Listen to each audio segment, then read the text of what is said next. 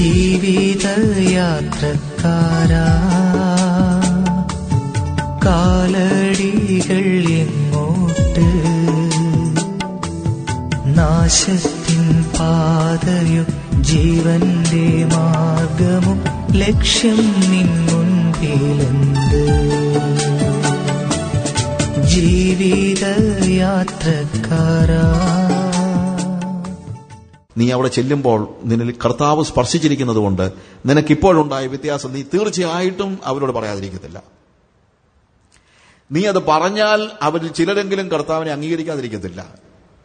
ഡീനോട് പറഞ്ഞാണ്, അതിലൊരാൾ യേശുവിനെ അംഗീകരിക്കുമ്പോൾ നിനക്കുണ്ടാകുന്ന സന്തോഷം നിന്നെ ബാക്കി എല്ലാ കാര്യത്തിൽ നിന്നും മാറ്റി നിർത്താൻ പര്യാപ്തമായിരിക്കും എന്ന് അദ്ദേഹം പറഞ്ഞു. ഈ പറഞ്ഞതുപോലെ പിന്നീട് 2 വർഷം കൂടെ ജോൺ സ്റ്റാഡ് ജീവിച്ചുള്ളൂ. പക്ഷെ അദ്ദേഹത്തിന്റെ മകനാണ് ചൈനയിലും ആഫ്രിക്കയിലും സുവിശേഷ വേല ചെയ്ത ചാൾസ് സ്റ്റാഡ്, സിറ്റി സ്റ്റാഡ്. ഈ പറഞ്ഞതുപോലെ തിരിച്ചു ചെന്നു കഴിഞ്ഞാൽ അദ്ദേഹം ആദ്യം തന്നെ ചെയ്യുന്നത് തന്റെ തൊഴിലാളികൾക്ക് വേണ്ടി വലിയൊരു ക്യാമ്പ് മീറ്റിംഗ് നടത്തുകയാണ്. അവിടെ വെച്ച് ഇദ്ദേഹത്തിന്റെ സാക്ഷ്യം കേട്ട് പല ആളുകൾ കർത്താവിനെ സ്വീകരിച്ചു. 2 വർഷം കൂടെ ജീവിച്ചുള്ളൂ. പക്ഷേ അദ്ദേഹം സുവിശേഷം പറയാതിരുന്ന ഒരു ദിവസം പോലുമില്ല. അദ്ദേഹം ഗാംബ്ലിംഗ് നിർത്തി, അതിനെക്കുറിച്ചൊന്നും ആലോചിച്ചില്ല. പിന്നെ പഴയ ലൈഫ് എന്താണെന്നുള്ളതിനെ കുറിച്ച് അദ്ദേഹം ആലോചിച്ചില്ല. കാര്യം എങ്ങനെയും താൻ അനുഭവിക്കുന്ന ഈ സന്തോഷം മറ്റുള്ളവർക്ക് പകർന്നു കൊടുക്കണമെന്നുള്ള വലിയ അഭിവാഞ്ചയിൽ ഈ മനുഷ്യൻ ബാക്കി എല്ലാ ലൈഫും മാറ്റിവെച്ചെന്നല്ല, അയാൾ അതിനെക്കുറിച്ച് ഓർത്തുപോലുമില്ല. പ്രിയമുള്ളവരെ, എന്തുകൊണ്ടാണ് നമുക്ക് ഈ ലോകത്തിന്റെ സുഖങ്ങളോടുള്ള മോഹവും നമ്മുടെ ജഡത്തിന്റെ ഇച്ഛകൾ നിർവഹിക്കാനുള്ള ആഗ്രഹമൊക്കെ ബാക്കി കിടക്കുന്ന അറിയാമോ? നമ്മൾ സുവിശേഷം പറയാത്തതുകൊണ്ടാണ്. നമ്മൾ സുവിശേഷം അറിയിക്കുകയും നമ്മൾ മുഖേന ആരെങ്കിലും ഒരാൾ കർത്താവിനെ അംഗീകരിക്കുകയും ചെയ്തു കഴിഞ്ഞാൽ, ഞാൻ തീർത്തു പറയട്ടെ, പിന്നീട് നിങ്ങൾക്ക് ഈ ലോകമോഹങ്ങൾ ഒരു വിലയുമില്ലാത്ത നീർക്കുമിള്ള പോലെയാണ്, അല്ലെങ്കിൽ ചവറാണ്, ചപ്പാണ് എന്നുള്ളത് നിങ്ങൾ ഒരിക്കലും, അതിന് യാതൊരു സംശയവുമില്ല.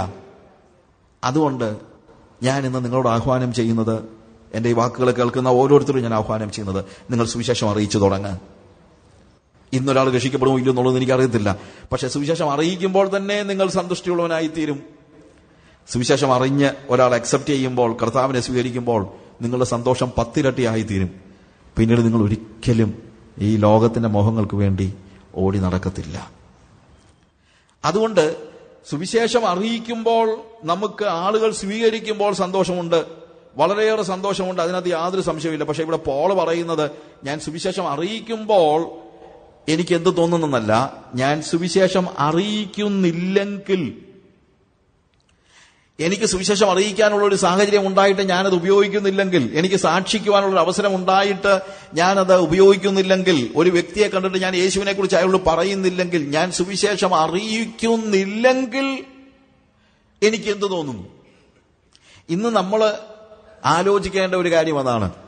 When I do not preach gospel, what do I feel? ഞാൻ സുവിശേഷം പ്രസംഗിക്കാതിരിക്കുമ്പോൾ എനിക്ക് എന്ത് തോന്നുന്നു? നമുക്കൊന്നും തോന്നുന്നില്ല. നമ്മൾ സുഖമായിട്ട് ജീവിക്കുന്നു. അതാണ് നമ്മളുടെ പാളിച്ച. സുവിശേഷം അറിയിക്കാതിരിക്കുമ്പോൾ നമുക്ക് എന്ത് തോന്നുന്നു? സുവിശേഷം അറിയിച്ചിട്ടുള്ളവർക്ക് അറിയിക്കാതിരിക്കുമ്പോൾ എന്ത് തോന്നുന്നു എന്ന് പറയാൻ പറ്റുകയുള്ളൂ. പോൾ പറയുന്നു, if I do not preach gospel, woe unto me if I do not preach gospel. ഞാൻ സുവിശേഷം അറിയിക്കുന്നില്ലെങ്കിൽ എനിക്ക് അയ്യോ കഷ്ടം എന്നാണ് പറയുന്നത്. അയ്യോ കഷ്ടം. അതായത് അതിനപ്പുറത്തൊരു വാക്കില്ല. ഓൾഡ് ടെസ്റ്റമെന്റിലും ന്യൂ ടെസ്റ്റമെന്റിലും പല സ്ഥലങ്ങളിലും ഉണ്ടല്ലോ, വോ അൺടു മീ എന്ന് പറയുന്ന കരച്ചിലുണ്ട്. കരച്ചിൽ, ആ കരച്ചിലാണ്.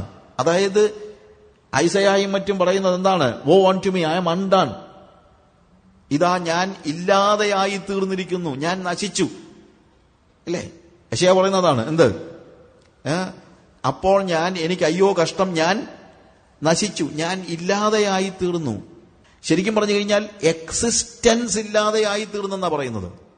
അതായത് ഞാൻ ജീവിച്ചിരിപ്പുണ്ടെന്ന് ഞാൻ അറിയുന്നത് തന്നെ ഇല്ലാതെയായി തീർന്നു. യെശയ്യാവിന്റെ പ്രവചനത്തിൽ നമ്മൾ കാണുന്നതാണ്. സറാഫുകളെ കണ്ടുകൊണ്ട്, സറാഫുകൾ എന്താണ്, കർത്താവിന്റെ മഹത്വം കണ്ടു കഴിഞ്ഞപ്പോഴത്തേക്ക് ഓരോരുത്തരും 6 ചിറകുകൾ ഉണ്ടായിരുന്നവന്റെ അവര് 2 കൊണ്ട് മുഖം മറച്ചു, 2 കൊണ്ട് പാദം മറച്ചു, 2 കൊണ്ട് പറന്നു. സൈന്യങ്ങളുടെ യഹോവ പരിശുദ്ധൻ പരിശുദ്ധൻ പരിശുദ്ധൻ എന്ന് അന്യോന്യം ആർത്തു. അന്യോന്യം പറയുകയാണ് അവർ.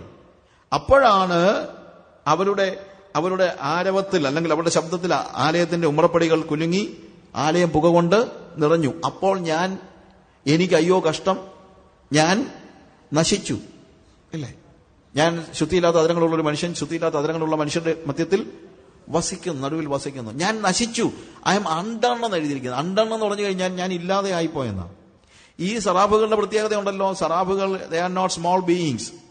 അവരുടെ ശബ്ദത്തിൽ ഉമ്മരപ്പടികൾ കുലുങ്ങുകയും, നമ്മൾക്ക് ഇവിടെ മൈക്ക് വെച്ച് സംസാരിച്ചപ്പോൾ ഇവിടെ നിന്ന് ഉമ്മരപ്പടിയൊന്നും കുലുങ്ങത്തൊന്നുമില്ല. അവരുടെ ശബ്ദത്തിൽ ഉമ്മരപ്പടികൾ കുലുങ്ങുകയും ആലയം പുക കൊണ്ട് നിറയുകയും ചെയ്യുന്ന അത്രയും ശക്തന്മാരായ സറാഫുകൾക്ക് ദൈവത്തെ നോക്കാൻ പോലും പറ്റുന്നില്ല. അവർ മുഖം മറച്ചുകൊണ്ടാണ് ദൈവത്തിന്റെ അടുത്തോട്ട് ചെല്ലുന്നത്. ദേഹം മറച്ചുകൊണ്ടാണ്. അവർക്ക് കർത്താവിന്റെ അടുത്തോട്ട് ചെല്ലാൻ പറ്റുന്നില്ല. അവർക്ക് നിലത്ത് നിൽക്കാൻ പറ്റുന്നില്ല. അതുകൊണ്ട് അവർ പറക്കുകയാണ്. അവർ പറഞ്ഞു, എങ്ങനെയാ ഇവന്റെ അടുത്തോട്ടൊന്ന് ചെല്ലുന്നത്? ഇവൻ എത്ര പരിശുദ്ധനാണ്, ഇവന്റെ അടുത്തോട്ട് ചെല്ലാൻ പറ്റുന്നില്ലല്ലോ, ഇവന്റെ മുഖത്തേക്ക് നോക്കാൻ പറ്റുന്നില്ലല്ലോ, എത്ര ശോഭയാണ് എന്ന് സെറാഫുകൾ പറഞ്ഞപ്പോൾ യെശയ്യാവ് പറയാണ്, എടാ ഈ സെറാഫുകൾക്ക് അവന്റെ മുഖത്തോട്ട് നോക്കാൻ പറ്റുന്നില്ലെങ്കിൽ എന്റെ ഈ കണ്ണുകൾ സൈന്യങ്ങളുടെ ദൈവമായ യഹോവയെ കണ്ടിട്ട് ഇനി ഞാൻ ജീവിച്ചിരിപ്പുണ്ടോ അതോ കത്തിക്കരിഞ്ഞു പോയോ എന്നാണ് ഇവന്റെ സംശയം. അവന്റെ എക്സിസ്റ്റൻസ് ഇല്ലാതെയായി പോയി എന്നാണ് അവൻ ചിന്തിച്ചത്. ഞാൻ ഇല്ലാന്നാ പറയുന്നത്. ഒറ്റ നിമിഷത്തിൽ അവൻ ചിന്തിച്ചു, ഐ ആം അൺഡൺ, ഞാൻ ഇല്ലാതെയായി പോയി. ശരിക്കും വോ അൺടു മീ എന്ന് പറയുന്നത് എക്സിസ്റ്റൻസ് നഷ്ടപ്പെടുന്ന ഒരുത്തന്റെ വിലാപമാണ്. പോൾ പറയുന്നത്, ഞാൻ സുവിശേഷം അറിയിക്കുന്നില്ലെങ്കിൽ ഞാൻ ജീവിച്ചിരിപ്പുണ്ടോ എന്ന് എനിക്ക് സംശയമാണ്. അതായത് എന്റെ ജീവിതം തന്നെ നിലനിൽക്കുന്നത് എന്തുകൊണ്ടാണ്? Because I preach gospel. ഞാൻ ഉള്ളത് എന്തുകൊണ്ടാണ്? Because I preach gospel. ഞാൻ സുവിശേഷം അറിയിക്കുന്നത് കൊണ്ടാണ് ഞാൻ ഉള്ളത്. ഞാൻ സുവിശേഷം അറിയിക്കുന്നില്ലെങ്കിൽ ഞാൻ എന്തിനാ ജീവിച്ചിരിക്കുന്നത്? ഞാൻ ജീവിച്ചിരിക്കുന്നില്ല, അല്ലെങ്കിൽ എനിക്കതിനുള്ള യോഗ്യതയില്ല. അപ്പൊ എന്റെ എക്സിസ്റ്റൻസ്, എന്റെ അസ്തിത്വം തന്നെ ഞാൻ കണ്ടെത്തുന്നത് എന്തിലാണ്? സുവിശേഷം അറിയിക്കുന്നതിലാണ്. എത്ര ശക്തമായ വാക്കാണ് പോൾ ഇവിടെ ഉപയോഗിക്കുന്നത് എന്ന് നിങ്ങളൊന്ന് ആലോചിച്ച് നോക്കിയേ. ഞാൻ സുവിശേഷം അറിയിക്കുന്നില്ലെങ്കിൽ എനിക്ക് അയ്യോ കഷ്ടം. നമ്മൾ സുവിശേഷം അറിയിക്കുന്നില്ലെങ്കിൽ നമുക്ക് എന്ത് തോന്നുന്നു? ഞാൻ ഗുഡ് ന്യൂസിൽ ഇതിനെക്കുറിച്ച് ഒരു ആർട്ടിക്കിൾ എഴുതിയിരുന്നു. അതിനകത്ത് I just narrated A story, ഒരു സ്റ്റോറി. ഇതൊന്ന് മനസ്സിലാക്കാനായിട്ട് ഒരു ചെറിയ ഉദാഹരണം എന്താണ് ഞാൻ സുവിശേഷം അറിയിക്കാതിരിക്കുമ്പോൾ എനിക്ക് തോന്നുന്നത്. അതിങ്ങനെയാണ്.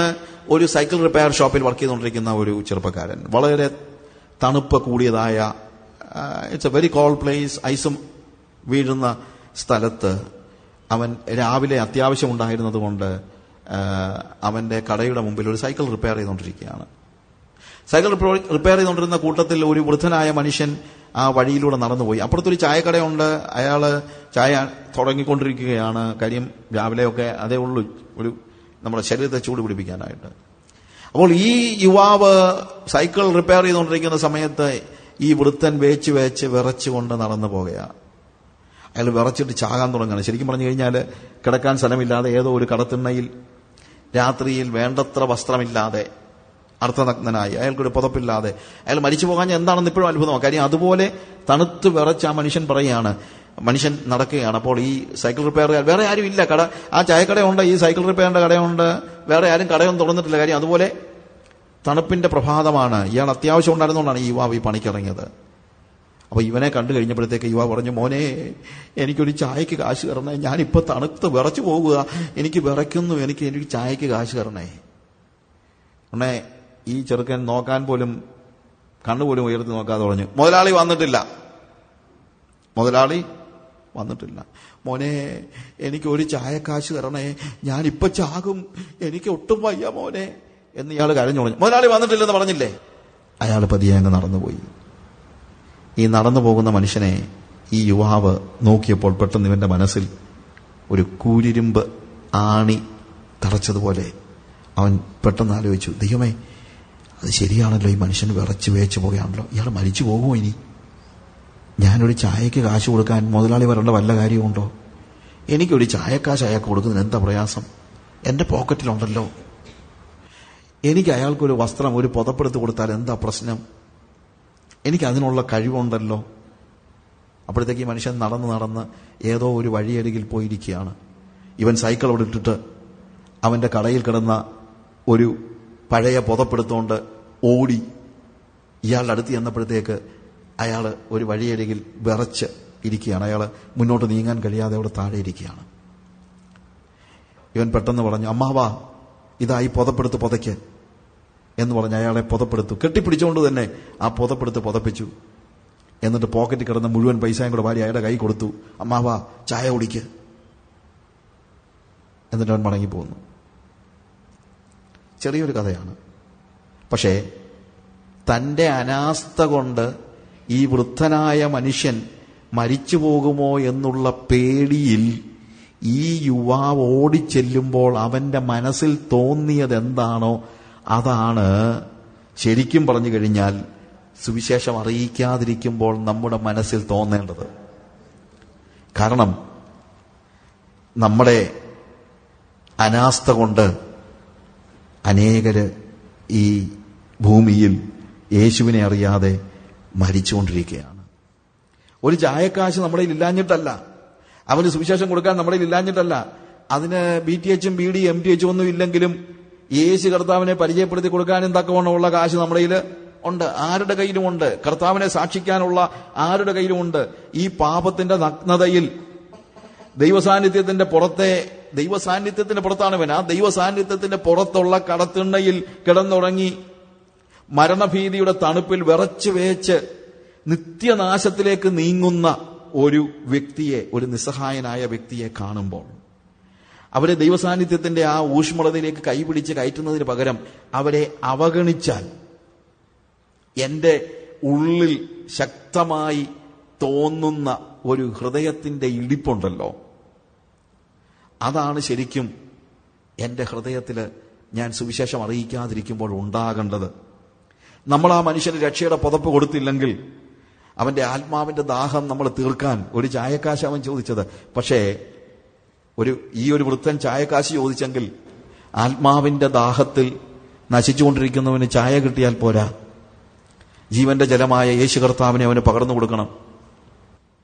അതിന് നമുക്ക് കഴിയുന്നില്ലെങ്കിൽ അവൻ മരണത്തിലേക്കാണ് പോകുന്നത്. അവന്റെ ഈ വൃദ്ധന്റെ ജീവൻ ഈ യുവാവിന്റെ കയ്യിലായിരുന്നെങ്കിൽ നമ്മുടെ ചുറ്റുമുള്ള മനുഷ്യരുടെ ഭാവി, അവരുടെ നിത്യത നമ്മുടെ കയ്യിലാണ്. അത് നമ്മുടെ ഉള്ളിൽ ഒരു വലിയ വേദന ഉണ്ടാക്കണം, നഷ്ടപ്പെട്ടു പോകും. അതുകൊണ്ടാണ് അങ്ങനെയുള്ള ഒരു വ്യക്തി, ആ വേദനയുള്ള ഒരു വ്യക്തിക്ക് മാത്രമേ പറയാൻ പറ്റുന്നുള്ളൂ, ഞാൻ സുവിശേഷം അറിയിക്കുന്നില്ലെങ്കിൽ എനിക്ക് അയ്യോ കഷ്ടമെന്ന്. രക്ഷിക്കപ്പെട്ട എല്ലാ ദൈവത്തിന്റെ ഉള്ളിൽ രക്ഷിക്കപ്പെടാത്തവരെ പറ്റി, അവരുടെ ഭാവിയെപ്പറ്റി, അവരുടെ നിത്യതയെപ്പറ്റി ദൈവം ഒരു ഭാരം വെച്ചിട്ടുണ്ട്. നഷ്ടപ്പെടുന്ന ആത്മാക്കളെ കുറിച്ച് അത് ചെറിയൊരു ഭാരമൊന്നുമല്ല, ഇങ്ങനെ ഉടക്കി വലിക്കുന്ന, നമ്മൾ പറയുമല്ലോ ഉടക്കി വലിക്കുന്ന, അങ്ങോട്ടോ ഇങ്ങോട്ടോ. ഈ ചിലപ്പോൾ നമ്മുടെ ഒരു ചില വേദന എന്ന് പറയുന്നത് തിരിയാനോ നിൽക്കാനോ, ചിലപ്പം ഗ്രാജുവൽ ഒരു മസിൽ പെയിൻ പോലൊന്നുമല്ല, ചിലപ്പം അങ്ങോട്ടോ ഇങ്ങോട്ടോ തിരിയാൻ പോലും കഴിയാത്ത, അത് നമ്മൾ പറയും ഉടക്കി വലിക്കുന്ന പോലെ. അങ്ങോട്ട് നീങ്ങാൻ പറ്റുന്നില്ല, ഇങ്ങോട്ട് നീങ്ങാൻ പറ്റുന്നില്ല, നിൽക്കാൻ പറ്റുന്നില്ല, ഇരിക്കാൻ നമുക്കറിയാം ചിലപ്പോൾ സമയത്ത് നമുക്കുണ്ടല്ലേ. അങ്ങനെ ഉടക്കി വലിക്കുന്നതായ ഒരു ഭാരം, ആ ഭാരമാണ് വാസ്തവത്തിൽ ആത്മാക്കളെ കുറിച്ചുള്ള ഭാരം എന്ന് പറയുന്നത്. ആ ഭാരമാണ് വാസ്തവത്തിൽ പൗലോസ് പറയുന്നത്, ഞാൻ സുവിശേഷം അറിയിക്കുന്നില്ലെങ്കിൽ എനിക്ക് അയ്യോ കഷ്ടമെന്ന് പറയുന്നത്. അത് വേണമെങ്കിൽ നമ്മുടെ ശരീരത്തിന്റെ വേദന നമുക്ക് എന്തെങ്കിലും മരുന്ന് കഴിച്ച് മാറ്റാമായിരിക്കും. ആത്മാവിന്റെ ഈ ഭാരം നിങ്ങൾക്ക് വേണമെങ്കിൽ വലിച്ചു പറിച്ച് കളയാം. അങ്ങനെ വലിച്ചു പറിച്ച് കളഞ്ഞ ഒത്തിരി പേരുണ്ട്. അല്ലെങ്കിൽ അതിനോട് നിങ്ങൾക്ക് ദൈവികമായിട്ട് പ്രതികരിക്കാനായിട്ട് പറ്റും. അത് നമ്മൾ തീരുമാനിക്കണം എന്താണ് നമ്മൾ ചെയ്യേണ്ടതെന്ന്.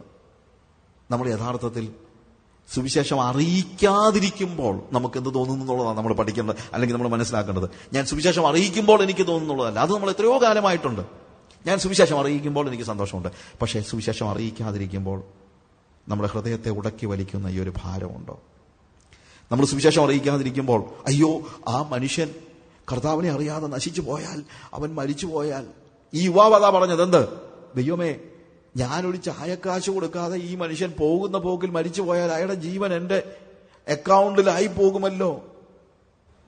ഇതേപോലെ നമ്മുടെ മുമ്പിൽ ആത്മീയമായി തണുത്തു വിറച്ച് നരകത്തിലേക്ക് വേച്ചു പോകുന്ന ഓരോ മനുഷ്യനെ കാണുമ്പോഴും ഹൃദയത്തിൽ ഉടക്കി വലിക്കുന്ന അവന്റെ ജീവൻ എന്റെ കയ്യിലാണല്ലോ, ഞാൻ അവന് സുവിശേഷത്തിന്റെ ആ ഊഷ്മളത നൽകാതെ, അതിന്റെ ചൂട് നൽകാതെ, യേശുവിനെ നൽകാതെ അവൻ മുന്നോട്ട് പോയാൽ, അവൻ മരിച്ചു പോയാൽ അവന്റെ ജീവൻ കർത്താവ് എന്നോട് ചോദിക്കുമല്ലോ എന്നുള്ളതല്ല, ആ ഹൃദയത്തിന്റെ ആ വലിയ അവനോടുള്ള സ്നേഹത്തിനുണ്ടാകുന്ന വലിയ ഒരു ഭാരം, ഒരു നിർബന്ധം, 9-ാം അധ്യായത്തിന്റെ 16-ാം വാക്യത്തിൽ നമ്മൾ തുടങ്ങുന്നത് എന്താണ്? ഞാൻ സുവിശേഷം അറിയിക്കുന്നില്ല എങ്കിൽ എനിക്ക് പ്രശംസിപ്പാനൊന്നുമില്ല, നിർബന്ധം എന്റെ മേൽ കിടക്കുന്നു. എന്താ ഈ നിർബന്ധം?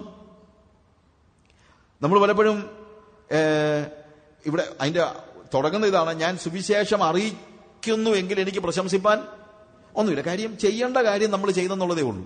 ഞാനിപ്പം സുവിശേഷം, നമ്മൾ ഈ സുവിശേഷമൊക്കെ പറഞ്ഞു വെച്ച് വലിയ വലിയ പൊങ്ങച്ചങ്ങളൊക്കെ പറയുമ്പോഴെല്ലാം ഞാൻ ചിന്തിക്കും, ഇതെന്ത് ചെയ്തുകൊണ്ട് വലിയ ആനക്കാര്യം വല്ലതും ചെയ്തോ? ഇനി നമ്മൾ ചെയ്യേണ്ട കാര്യം ചെയ്തിട്ട് നമ്മളത് ഇത്ര പ്രശംസിപ്പാൻ? നമ്മൾ എപ്പോഴാണ് ഒരു കാര്യത്തിൽ പ്രശംസിക്കേണ്ടത്? നമ്മൾ ചെയ്യേണ്ട വലിയ അത്യാവശ്യമില്ലാത്തൊരു കാര്യം നമ്മൾ ചെയ്യുമ്പോഴല്ലേ. ഞാനിപ്പോ എന്റെ ഭാര്യയ്ക്കും മക്കൾക്കും ചെലവിന് കൊടുത്തേച്ച് ഞാൻ എന്റെ ഭാര്യയ്ക്കും മക്കൾക്കും ഞാൻ ചെലവിന് കൊടുക്കുന്നുള്ളൂ പറയാനുള്ള കാര്യം എന്നോട് ഞാൻ കൊടുക്കാൻ ഞാൻ ബാധ്യസ്ഥനാണ്. എന്നാൽ അനാഥരായ 2 പേർക്ക് ഞാൻ ചെലവിന് കൊടുക്കുകയാണെങ്കിൽ എല്ലാം ഉള്ളോ എനിക്ക് എന്തെങ്കിലും ഒന്ന് പ്രശംസിപ്പാനുള്ളത്. അല്ലാതെ എന്തോന്നാ, ഞാൻ ചെയ്യേണ്ട കാര്യം ചെയ്തിട്ട് വല്ലതും ഭാര്യയ്ക്കും മക്കൾക്കും സ്വന്തം അമ്മയ്ക്കും ചെലവിന് കൊടുത്തിട്ട് തന്നെ പ്രശംസിക്കുന്നവരുണ്ട്, അത് വേറെ കാര്യം. പക്ഷേ നമുക്ക് എന്തെങ്കിലും ഒന്ന് പ്രശംസിക്കണമെങ്കിൽ എപ്പോഴാണ് പ്രശംസിക്കാൻ കഴിയുന്നത്? നമ്മൾ ചെയ്യേണ്ടതിനപ്പുറത്തൊരു കാര്യം ചെയ്യുമ്പോഴല്ലേ. പക്ഷെ സുവിശേഷം അറിയിക്കുന്ന കാര്യത്തിൽ പോൾ പറയാണ്, എനിക്ക് പ്രശംസിപ്പാൻ ഒന്നുമില്ല. കാരണം ഞാൻ ചെയ്യേണ്ടതേ ചെയ്യുന്നുള്ളൂ, അല്ലാതെ അതിനകത്ത് കൂടുതലൊന്നുമില്ല. സുവിശേഷം അറിയിച്ചെന്ന് പറഞ്ഞുകൊണ്ട് കർത്താവ് നമുക്ക് ആർക്കും റിവാർഡ് തരാനും ബാധ്യസ്ഥതയൊന്നുമില്ല. കർത്താവേ, ഞാൻ അനേകരോട് സുവിശേഷം അറിയിച്ചു, അതിനുവേണ്ടി എനിക്ക് പ്രതിഫലം തരണം എന്നാരും പറഞ്ഞിട്ട് കാര്യമൊന്നുമില്ല. നമ്മളിപ്പോൾ ഈ ട്രാഫിക് ഇപ്പൊ എല്ലായിടത്തും ക്യാമറയൊക്കെ വെച്ചിട്ടുണ്ടെന്ന് വെച്ചു, അല്ലെങ്കിൽ വേണ്ട പോലീസുകാരനെ കണ്ടു, ട്രാഫിക് തെറ്റിച്ചിട്ട് നമ്മൾ എന്തെങ്കിലും വൺ വേ തെറ്റിക്കുകയോ ചെയ്ത് കഴിഞ്ഞാൽ പോലീസുകാരൻ പിടിച്ചിട്ട് 500 രൂപ ടിക്കറ്റ് എഴുതി തരും, ഇല്ലേ? 500 രൂപ നമ്മൾ ഇന്ന് വാങ്ങിക്കും. ട്രാഫിക് നിയമം തെറ്റിച്ചാൽ 500 രൂപയുടെ ടിക്കറ്റ് തരും നമുക്ക്. പക്ഷേ ഞാൻ എല്ലാ ട്രാഫിക് നിയമവും അനുസരിച്ചതിന്റെ പേരിൽ ഏതെങ്കിലും ഒരു പോലീസുകാരൻ എനിക്ക് 100 രൂപ ഇങ്ങോട്ട് തന്നിട്ടുണ്ടോ? ഉണ്ടോ? ഇയാൾ ഏതാണെങ്കിലും ട്രാഫിക് നിയമമെല്ലാം നന്നായിട്ട് അംഗീകരിച്ചതുകൊണ്ട് ഒരു 100 രൂപ ഇയാൾക്ക് ഇരിക്കണമെന്ന് പറഞ്ഞാൽ ഏതെങ്കിലും ഒരു പോലീസുകാരൻ തന്നിട്ടുണ്ടോ? ഇല്ലല്ലോ. പക്ഷെ ട്രാഫിക് നിയമം തെറ്റിച്ചാൽ അയാൾ എന്ത് ചെയ്യും? 500 രൂപ അങ്ങോട്ട് വാങ്ങിക്കും. പക്ഷെ ട്രാഫിക് നിയമം അനുസരിച്ചതുകൊണ്ട് ഒന്നും ഇങ്ങോട്ട് തരത്തില്ല. ഇവിടെ സുവിശേഷം അറിയിക്കുന്നുവെങ്കിൽ എനിക്ക് പ്രശംസിപ്പാനൊന്നുമില്ല. കാര്യം ഞാൻ ചെയ്യേണ്ട കാര്യമേ ട്രാഫിക് നിയമം അനുസരിക്കാനാണ് ഞാനിവിടെ ഒരു പൗരനായിട്ട് ഇവിടെ ജീവിക്കുന്നത്. അതുകൊണ്ട് എനിക്കതിനകത്ത് പ്രത്യേകിച്ച് പ്രശംസിപ്പാനൊന്നുമില്ല. ഇതേപോലെ തന്നെ സുവിശേഷീകരണത്തിൽ നമ്മൾ ഓർക്കേണ്ട ഒരു കാര്യമാണ് എന്ത്? ഞാൻ സുവിശേഷം അറിയിക്കുന്നെങ്കിൽ എനിക്ക് പ്രശംസിപ്പാൻ അല്ലെങ്കിൽ പുകഴുവാൻ യാതൊന്നുമില്ല എന്നുള്ളത്. കാര്യം ഞാൻ ചെയ്യേണ്ടതേ ചെയ്തിട്ടുള്ളൂ. നമ്മുടെയൊക്കെ പ്രശ്നം ചെയ്യേണ്ടത് ചെയ്തിട്ടില്ലെങ്കിൽ പോലും പ്രശംസിക്കുന്നവരാണെന്നുള്ളതാണ്.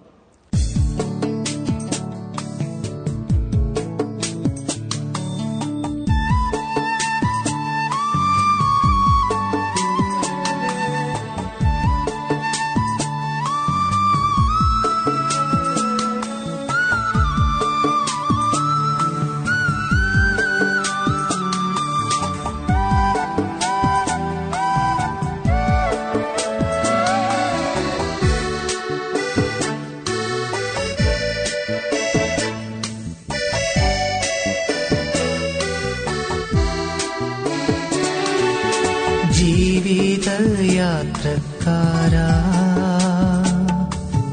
കാലടികൾ എങ്ങോട്ട്? നാശത്തിൻ പാതയും ജീവന്റെ മാർഗമും ലക്ഷ്യം നിൻ മുൻപിലെന്ത്? ജീവിതയാത്രക്കാരാ, കാലടികൾ എങ്ങോട്ട്? നാശത്തിൻ പാതയും ജീവന്റെ മാർഗമും ലക്ഷ്യം നിൻ മുൻപിലെന്ത്? ജീവിതയാത്രക്കാരാ,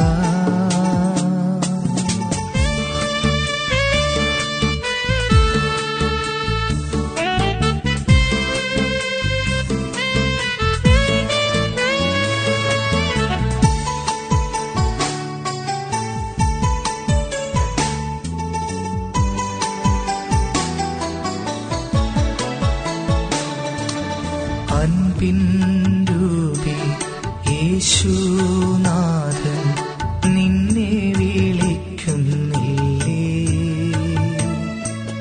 പോകല്ലേ നീ അന്ധനായി ലോക സൗഭാഗ്യം തേടി.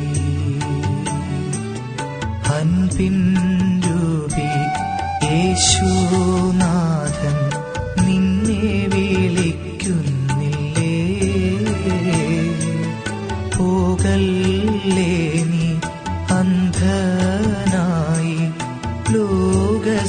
സൗഭാഗ്യം തേടി. പൊന്നിൻ ചിറകു നിനക്കു മീതെ കർത്തൻ വിരിച്ചതു കാണുന്നില്ലേ? പൊന്നിൻ ചിറകു നിനക്കു മീതെ കർത്തൻ വിരിച്ചതു കാണുന്നില്ലേ? സൂര്യനിൻ താപമോ ഘോരമാം മാരിയും നിന്നെ അലട്ടായൻ പൊന്മകനെ. ജീവിതയാത്രക്കാരാ,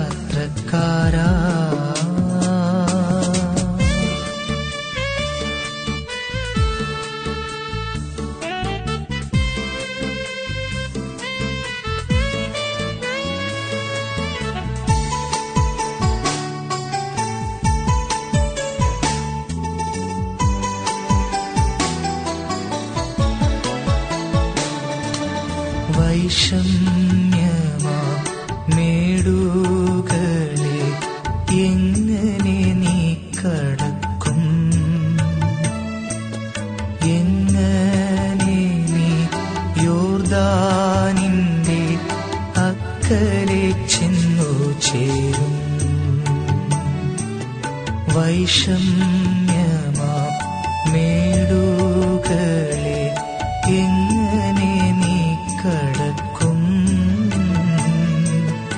എങ്ങനെ നീ യോർദാനിന്റെ അക്കരെ ചെന്നു ചേരും? നിൻ തോണിയിൽ കർത്തനേശുണ്ടോ? നിന്നാവിൽ പ്രാർത്ഥനാഗാനമുണ്ടോ? നിൻ തോണിയിൽ കർത്തനേശുണ്ടോ? നിന്നാവിൽ പ്രാർത്ഥനാഗാനമുണ്ടോ? പുത്തൻ ഗാനാലാപം പാടി സ്തുതിക്കുവാൻ ഹൃത്തട സ്വർഗീയ ശാന്തിയുണ്ടോ? ജീവിതയാത്രക്കാരാ, കാലടികൾ എങ്ങോട്ട്? നാശത്തിൻ പാതയും ജീവന്റെ മാർഗമും ലക്ഷ്യം നിൻ മുൻപിലെന്ത്? ജീവിതയാത്രക്കാരാ, കാലടികൾ എങ്ങോട്ട്? നാശത്തിൻ പാതയും ജീവന്റെ മാർഗമും ലക്ഷ്യം നിൻ മുൻപിലെന്ത്? ജീവിതയാത്രക്കാരാ.